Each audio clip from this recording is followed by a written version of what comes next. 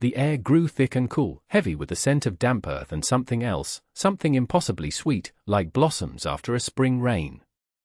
Anneliese held the lantern higher, its flickering flame casting long, dancing shadows against the rough-hewn stone of the narrow staircase. Each step down was a deliberate act of faith, a descent into an unknown that pulled at her with a strange, magnetic promise. The chill that had clung to her in the cabin above had vanished, replaced by a gentle, living warmth that seemed to emanate from the very walls around her. Below, a soft, pearlescent light pulsed, a steady, silent heartbeat in the deep dark. It was not the fire of a lamp or the harshness of daylight, but something wholly other, a luminescence that felt ancient and alive. Her worn leather boots made almost no sound on the smooth, cool stone. She could hear Beatrice's steady breathing just behind her, a small, reassuring presence in the profound quiet. The world she had known, a world of dust and wind and the hard, unyielding reality of survival, had ceased to exist the moment they had pushed aside the false back of the old wardrobe. Now, there was only this passage, this secret descent, and the growing, impossible glow that awaited them at the bottom. She took another step, and then another, her heart a frantic drum against her ribs, a rhythm of fear and profound, unnameable hope.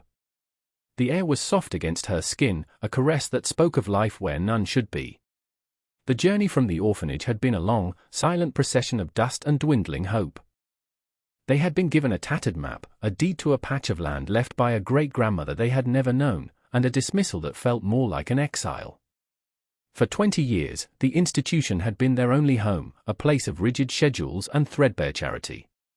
Now, cast out with the stark finality of adulthood, they had only each other and the name on a piece of paper, a small plot miles from any real town, marked by a single, dilapidated structure. The cabin, when they finally found it, was even more forlorn than they had imagined. It stood hunched against the vast, indifferent sky, its timbers silvered and split by years of sun and snow. It was small, barely a single room, with a stone hearth and a floor of packed earth. But it was theirs. That single, monumental fact was the anchor to which they clung. For the first week, they worked from sunrise to sunset, their movements a synchronized dance of shared purpose. They swept out the nests of mice, chinked the walls with mud and dried grass, and cleared the overgrown path to the nearby creek. Their conversations were brief, practical exchanges about the stability of the roof or the amount of flour left in their sack. There was no time for despair.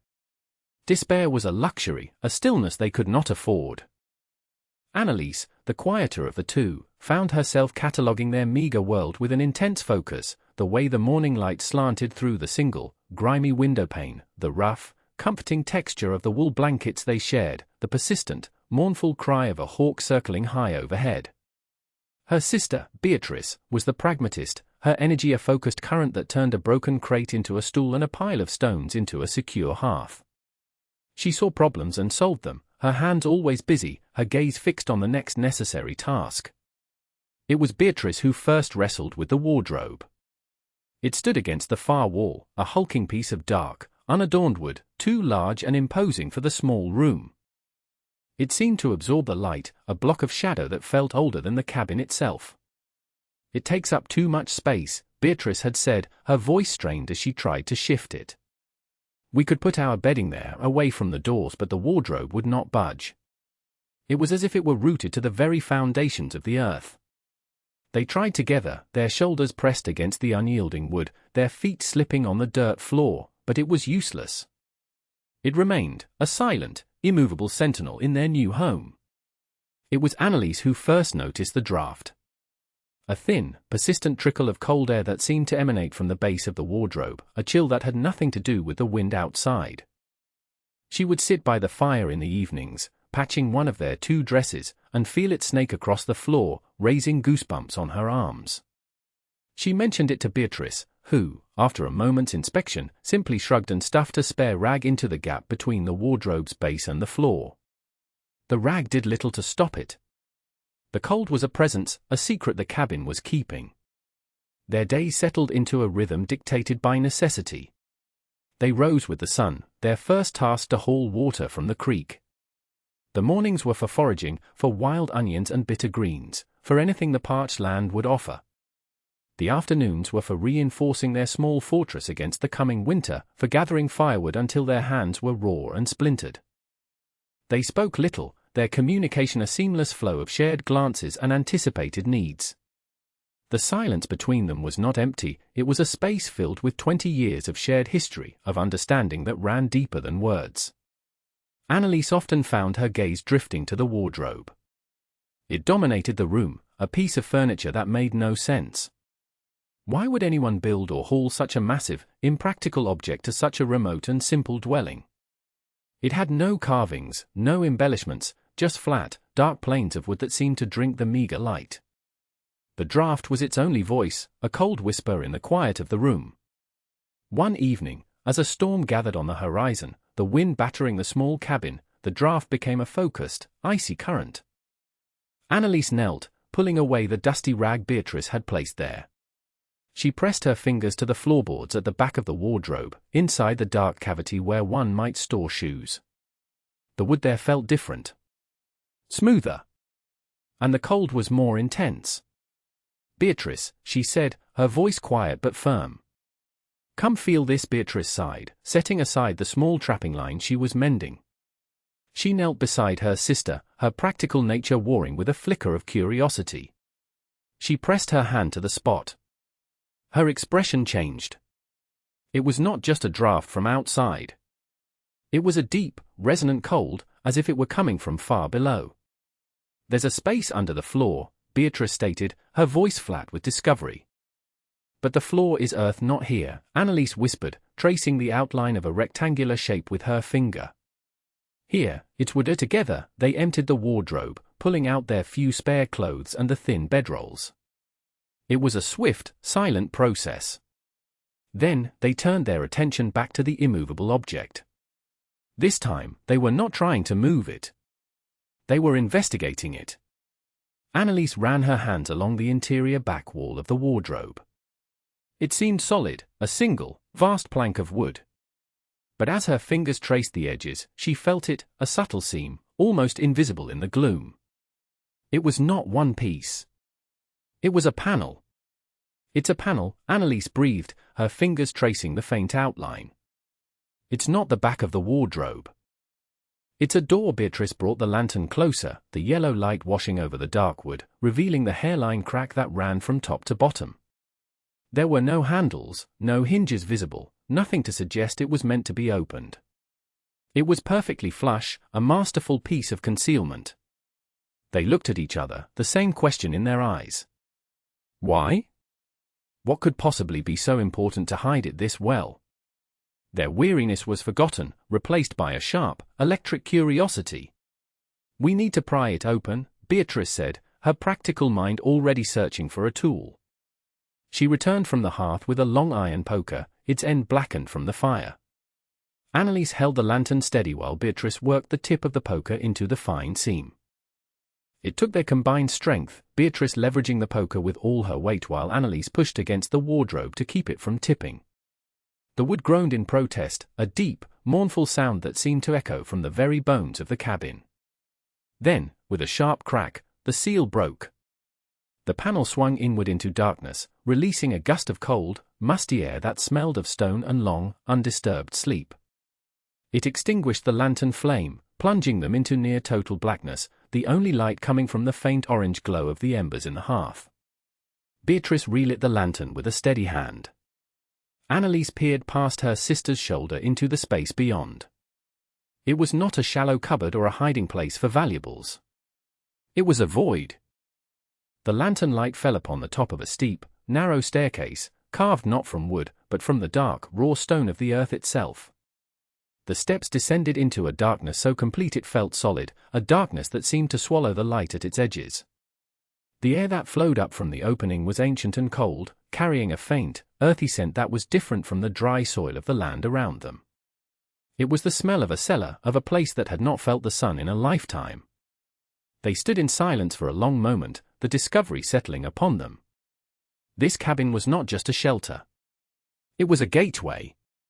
The forgotten legacy of the woman who had built it was not the small patch of land, but this hidden passage.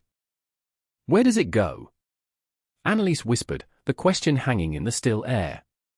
Beatrice shook her head, her expression a mixture of apprehension and grim determination.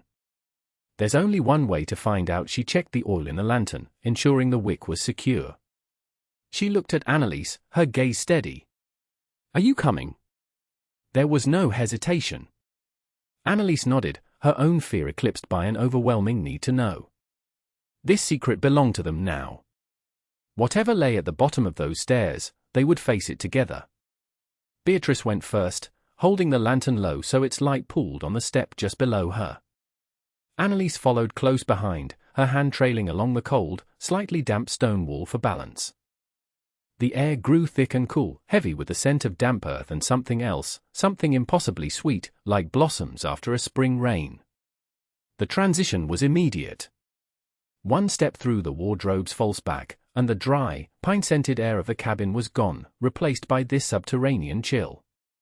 The staircase was steeper than it had first appeared, each step a careful, deliberate placement of the foot.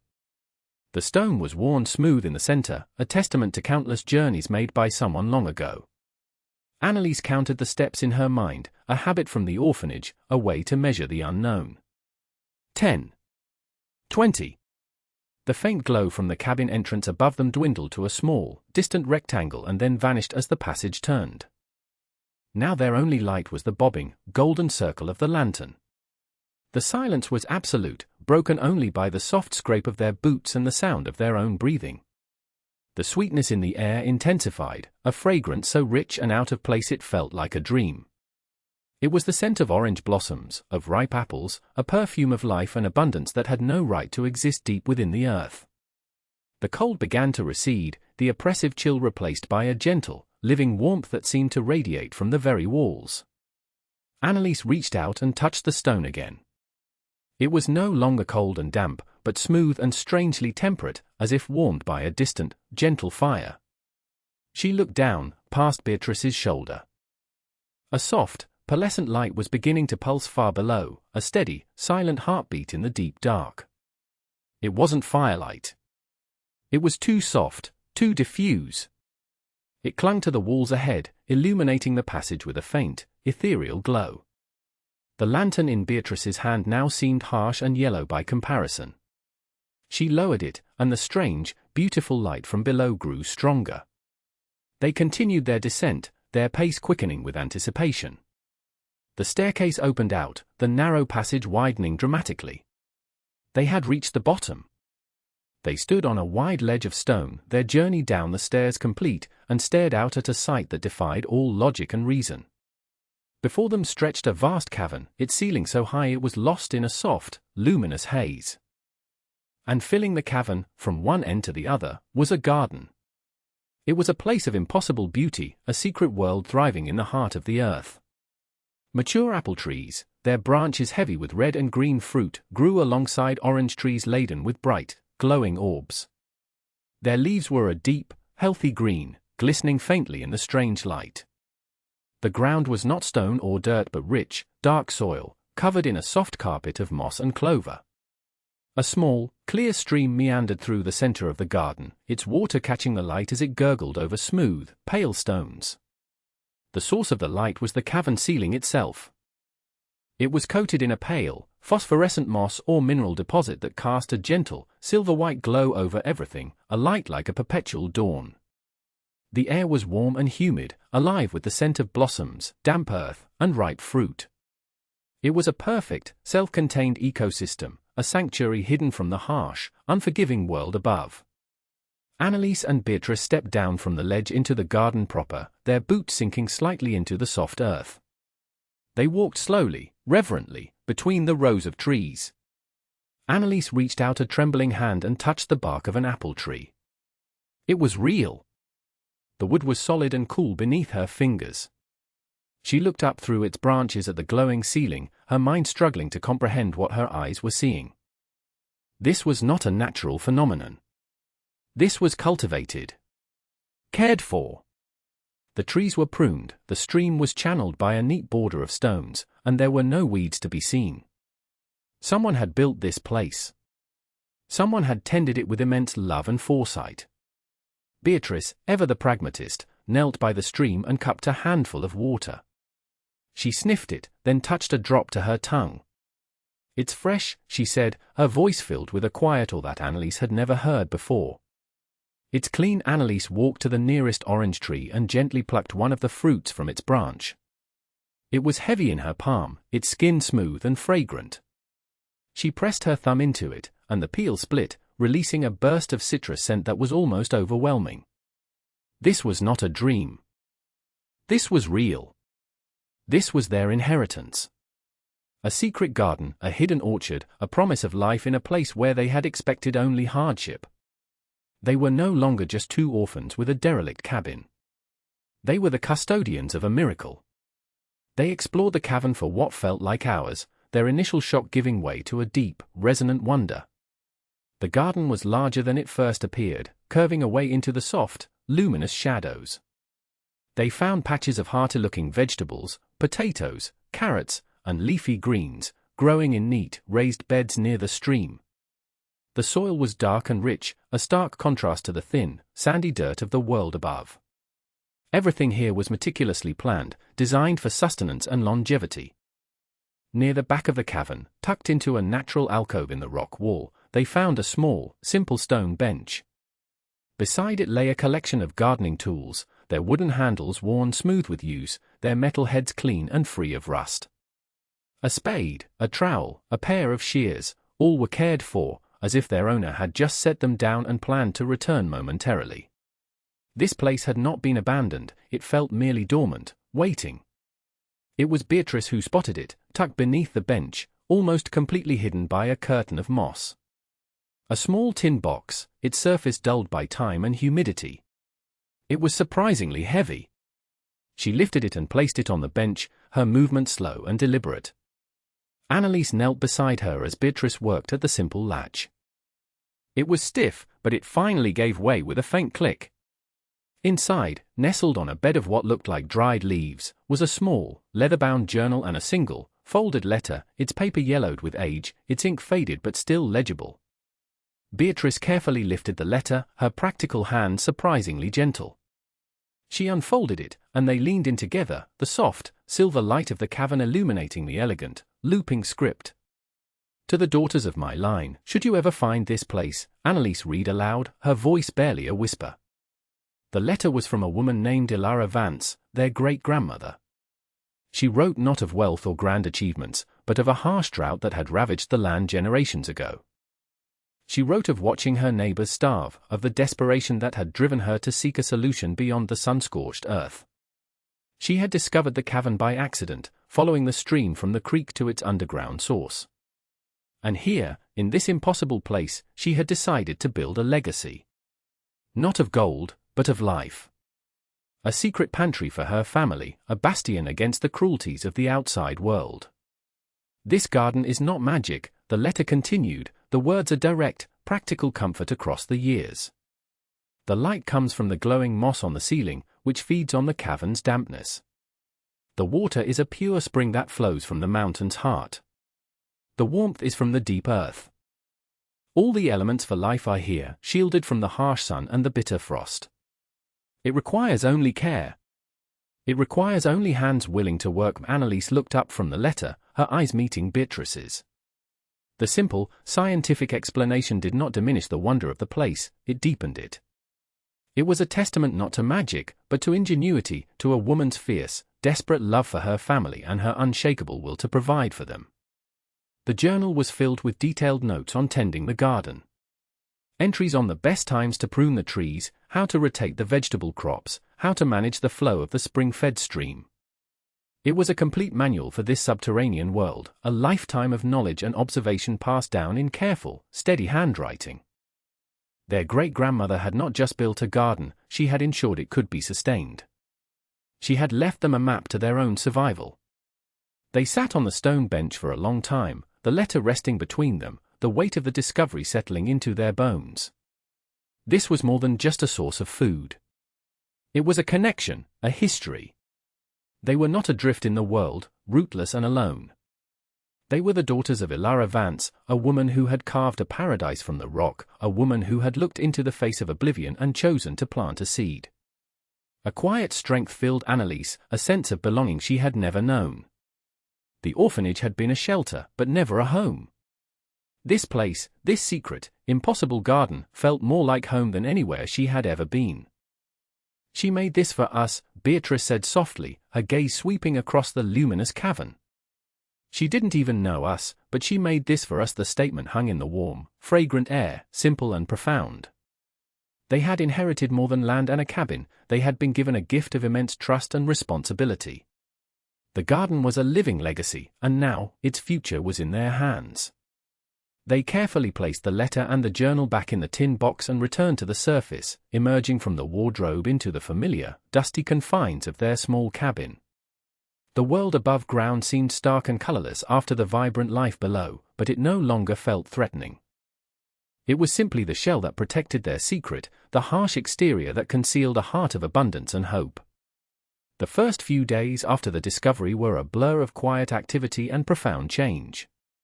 The constant, gnawing anxiety about the coming winter, about the dwindling supply of flour and salted meat, began to recede. It was replaced by a sense of purpose so deep and powerful it felt like a physical anchor. The garden was their new reality, a secret sun around which their lives now revolved. They established a routine. Mornings were for the world above. They continued to forage, to chop wood, to maintain the appearance of two desperate young women struggling to survive on a barren plot of land. They spoke to no one, for there was no one to speak to, but they were ever conscious of the vast, empty landscape around them and the possibility of a stray rider or a lost traveler. The secret of the garden was a fragile, precious thing, and they guarded it with a silent, unwavering vigilance. After their midday meal, one of them would descend into the earth while the other stood watch. They took turns, spending hours in the gentle, silver light, following the meticulous instructions left in their great-grandmother's journal. Beatrice, with her innate pragmatism, took to the pruning and the careful management of the stream. Her movements were efficient and sure as she cleared away dead branches and ensured the water flowed evenly to all the crop beds. Annalise found her place in the soil itself. She learned the feel of it, the rich, loamy texture that was so different from the dry dust above. She weeded the vegetable patches, her fingers gentle as she cleared space for the carrots and potatoes to thrive. She learned the rhythms of the cavern, the subtle shifts in the moss's glow, the steady, comforting murmur of the stream. They would bring up a small, carefully chosen harvest each day, a few apples, a handful of greens, 2 or 3 oranges. In the cabin, the scent of fresh citrus was a constant, heady perfume. They ate the fruit slowly, savoring each bite, the taste a vibrant explosion of sweetness and life. It was more than sustenance, it was a communion with the past, a physical manifestation of their ancestors' love and foresight. One afternoon, while Beatrice was below, Annalise was outside, splitting kindling, when she heard it, the distant sound of horses. She froze, the axe held tight in her hands. 2 riders appeared on the horizon, following the faint track that led past their property. They were figures of the outside world, a world of unpredictable dangers and unknown intentions. Annalise's heart hammered against her ribs. She forced herself to remain calm, to appear as nothing more than a homesteader, weary and unremarkable. She continued her work, her movements deliberately slow, her head bowed.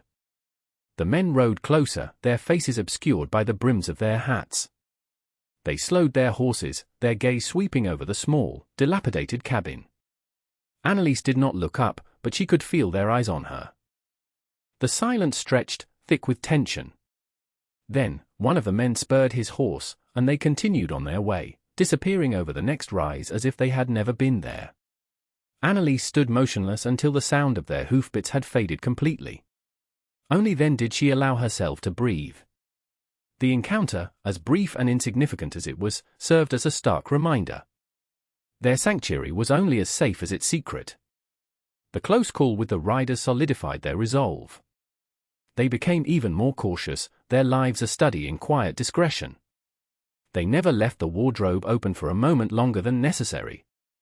They took care to burn the orange peels and apple cores in the hearth, leaving no trace of the impossible bounty they possessed. To any outside observer, they were just 2 sisters, barely scraping by, their existence as harsh and meager as the land itself. But below the surface, in their hidden world, they were cultivating a future. As autumn began to bleed into the air above, bringing a sharp chill to the mornings and painting the sparse landscape in shades of brown and gold, the garden below remained unchanged. It was a place outside of seasons, a perpetual, gentle springtime. This constancy became their greatest comfort. While the world above prepared for the lean, cold months of winter, their private world continued to offer up its abundance. They began to preserve the harvest, following instructions from the journal for drying apples and making a simple, sweet conserve from the oranges. The cabin shelves, once nearly bare, began to fill with jars of preserved fruit and sacks of potatoes and carrots pulled from the rich, dark earth below. Their physical appearance began to change. The gaunt, hollowed-out look they'd carried with them from the orphanage was replaced by a healthy vigor. Their work, both above and below ground, made them strong. They moved with a quiet confidence, their bodies fueled by fresh food and their spirits by a burgeoning hope. Their partnership deepened, their bond solidifying in the shared work and the shared secret. They rarely needed to speak to coordinate their efforts.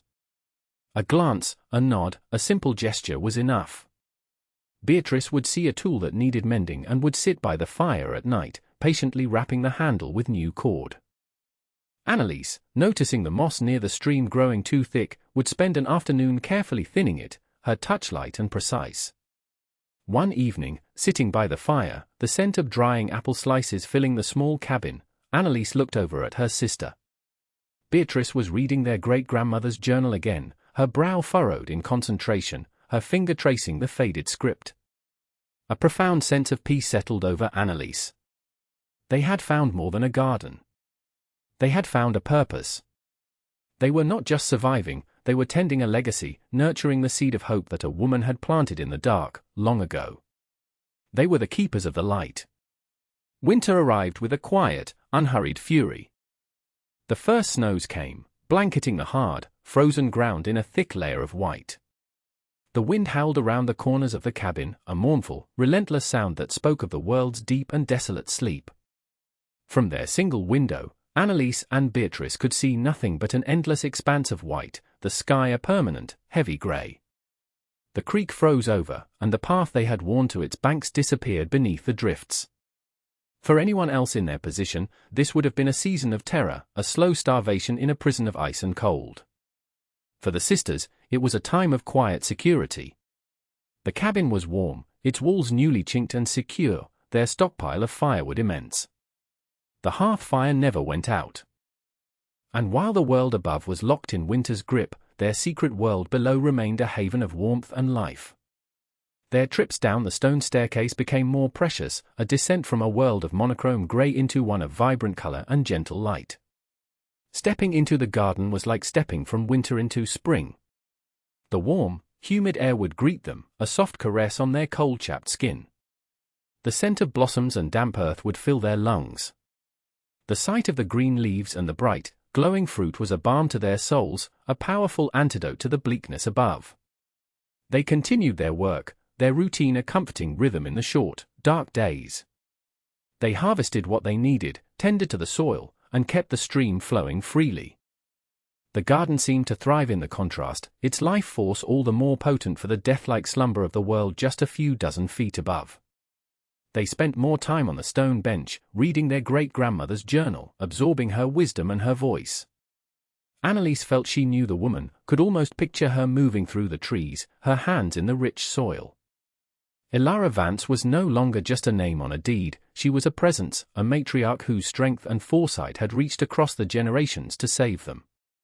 The isolation of winter, which should have been a hardship, became a blessing. It was a shield, a guarantee that no one would stumble upon their secret. They were utterly alone, and for the first time in their lives, that solitude felt like a profound and welcome gift. It was a time for reflection, for the quiet cementing of their new reality. They were no longer orphans at the mercy of the world. They were self-sufficient. They were landowners. They were gardeners. They were the inheritors of a secret and the masters of their own fate. As the deepest, coldest part of winter settled over the land, a profound transformation was completed within the two sisters. The last vestiges of the fearful, uncertain girls who had arrived at the cabin months ago had been shed. In their place stood two women, forged in resilience and bound by a shared, secret purpose. Their movements were economical and sure, their faces calm and composed. The anxieties of the past had been replaced by the steady, grounding work of the present and the quiet, hopeful promise of the future. The cabin, once a symbol of their desolation, had become a true home. It was filled with the scent of baking bread, made with the last of their flour, but now supplemented with crushed dried greens from the garden, and the faint, ever-present fragrance of citrus. The shelves were no longer a source of worry, but a testament to their labor and their incredible fortune. Jars of orange conserve glowed like jewels in the firelight. Braids of dried apples hung from the rafters. Sacks of root vegetables were stored neatly in the coolest corner of the room. They had not merely survived, they had created a world of abundance and security in the heart of scarcity. One evening, a particularly vicious blizzard raged outside, the wind shrieking like a hungry animal. Inside, the cabin was an island of warmth and peace. Beatrice was carefully sharpening the blades of the pruning shears, her movements precise and focused. Annalise was mending a tear in her sister's dress, her stitches small and even. They worked in comfortable silence, the only sounds the crackle of the fire and the howl of the wind. Annalise paused, looking at the small, neat stitches. She remembered the mending sessions at the orphanage, the thin, worn-out fabric, the constant feeling that they were only ever patching holes in a life that was destined to unravel. Now, the act felt different. It was not an act of desperation, but one of care. Of preservation. Of building something meant to last. "We're going to be all right," she said, the words soft but filled with an unshakable conviction. Beatrice looked up from her work, her expression serious. She met Annalise's gaze across the small, warm space. A slow smile touched her lips, a rare and beautiful thing. "I know," she replied. It was all that needed to be said. The future was no longer an unknown, terrifying void. It was a path that stretched before them, illuminated by the soft, secret light from the heart of the earth. They would see the spring thaw. They would plant a small garden above ground, a decoy for their true source of life. They would live out their days on this small patch of land, guardians of their great-grandmother's legacy. They were the daughters of the line, and they had found their way home. The storm raged on, but inside the small wooden cabin, all was calm. All was well.